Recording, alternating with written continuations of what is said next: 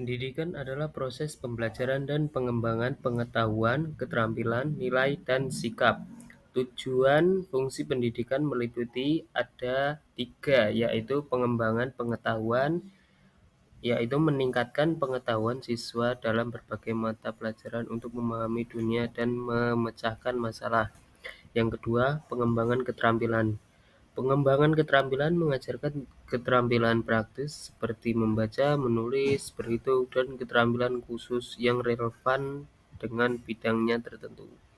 Dan yang ketiga, pengembangan karakter dan nilai, membentuk karakter dan moral siswa, serta mendorong nilai-nilai positif seperti integritas, toleransi, dan empati. 5 landasan pendidikan menurut saya yaitu yang pertama, landasan filsafat pendidikan. Ini melibatkan pandangan filosofi tentang tujuan, makna, dan nilai pendidikan. Beberapa pendekatan filosofi yang berpengaruh dalam pendidikan meliputi idealisme, realisme, pragmatisme, dan progresivisme. Yang kedua, landasan hukum pendidikan. Ini mencakup peraturan hukum dan kebijakan yang mengatur sistem pendidikan termasuk undang-undang pendidikan, peraturan pemerintah, dan kebijakan sekolah. Yang ketiga, landasan psikologi pendidikan.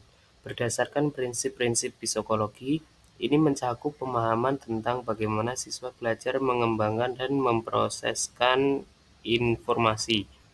Teori-teori psikologi seperti behaviorisme, konstruktivisme, dan humanisme mempengaruhi praktik pendidikan. Yang keempat, landasan sosiologi pendidikan. Ini mempertimbangkan pengaruh aspek sosial dan budaya dalam pendidikan. Faktor-faktor seperti kelas sosial, budaya, dan peran masyarakat dalam pendidikan termasuk dalam landasan ini. Yang kelima, landasan etika pendidikan. Ini melibatkan pertimbangan etika dalam pendidikan, termasuk bagaimana mengatasi masalah etis dalam pembelajaran dan penghargaan. 3 asas pendidikan yang diuraikan oleh Tirta Rahadja. Yang pertama, asas Tutwuri Handayani. Asas ini menggambarkan pentingnya hubungan antara guru dalam kurung tut dan murid dalam kurung wuri dalam pendidikan. Guru memiliki peran sebagai pendidik dan pemimpin, sementara murid memiliki peran sebagai penerima ilmu dan pengikut. Asas ini menemukan kerjasama yang baik antara guru dan murid, di mana guru harus memberikan bimbingan, pedoman, dan motivasi kepada murid-murid dengan penuh kehati-hatian dan kasih sayang. Yang kedua, asas belajar sepanjang hayat. Asas ini mencerminkan konsep bahwa proses pembelajaran tidak terbatas pada waktu tertentu atau terhadap dalam kehidupan seseorang. Pembelajaran harus berlangsung sepanjang hayat, dan individu harus terus-menerus mengembangkan pengetahuan dan keterampilan mereka. Yang ketiga, asas kemandirian dalam belajar. Asas ini menekankan pentingnya mengembangkan kemampuan belajar mandiri pada individu.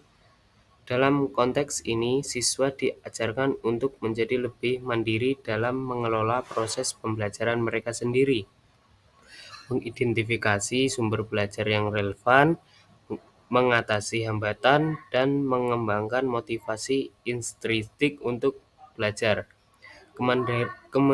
Kemandirian dalam belajar membantu individu menjadi lebih adaptif dan mampu mengatasi tentang pendidikan. 5 pilar pendidikan. Yang pertama, pendidikan formal. Ini adalah pendidikan yang diatur secara resmi seperti di sekolah dan perguruan tinggi. Ini mencakup mata pelajaran yang diajarkan dalam kurikulum tertentu. Yang kedua, pendidikan non-formal. Melibatkan pembelajaran di luar lingkungan sekolah seperti kursus, pelatihan, atau kegiatan ekstrakurikuler. Yang ketiga, pendidikan informal, terjadi secara alami dalam kehidupan sehari-hari, seperti pembelajaran dari pengalaman, interaksi sosial, atau observasi.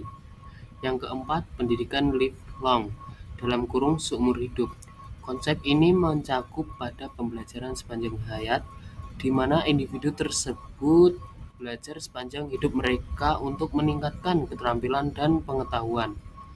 Yang kelima, pendidikan karakter (moral). Pendidikan ini fokus pada pengembangan nilai-nilai etika dan karakter individu yang membantu dalam membentuk kepribadian yang baik dan tanggung jawab. Penyelenggaraan sistem pendidikan di Indonesia melibatkan beberapa tingkatan dan lembaga. Berikut adalah gambar umum tentang bagaimana sistem pendidikan di Indonesia diselenggarakan. Yang pertama, pendidikan anak usia dini atau biasa disebut PAUD. Tahapan pendidikan pertama dimulai dengan PAUD yang merupakan pendidikan prasekolah untuk anak usia dini. Biasanya dimulai dari usia 0 hingga 6 tahun. PAUD juga bisa diselenggarakan oleh pemerintah, swasta, ataupun masyarakat. Yang kedua, pendidikan dasar. Pendidikan ini mencakup pendidikan dasar yang terdiri dari sekolah dasar atau SD dan sekolah menengah pertama atau SMP. Pendidikan dasar ini wajib bagi semua anak di Indonesia. Kurikulumnya diatur oleh pemerintah. Yang ketiga, pendidikan menengah. Setelah menyelesaikan pendidikan dasar, siswa dapat memasuki sekolah menengah atas atau SMA atau sekolah menengah kejuruan atau SMK. Pendidikan menengah memiliki beberapa program studi yang berbeda sesuai minat dan bakat siswa. Keempat, pendidikan tinggi. Pendidikan tinggi di Indonesia mencakup perguruan tinggi dan universitas. Ada berbagai jenis perguruan tinggi termasuk yang dijalankan oleh pemerintah dan swasta. Sistem pendidikan tinggi mencakup beragam program studi dari tingkat diploma hingga sarjana, magister, dan doktor. Yang kelima, pendidikan non-formal dan informal. Selain pendidikan formal, Indonesia juga memiliki program pendidikan non-formal dan informal. Ini mencakup pelatihan, kursus, dan pendidikan berbasis masyarakat yang dapat diikuti oleh individu di luar lingkungan sekolah. A few moments later. Mungkin hanya ini yang bisa saya sampaikan. Sekian terima kasih.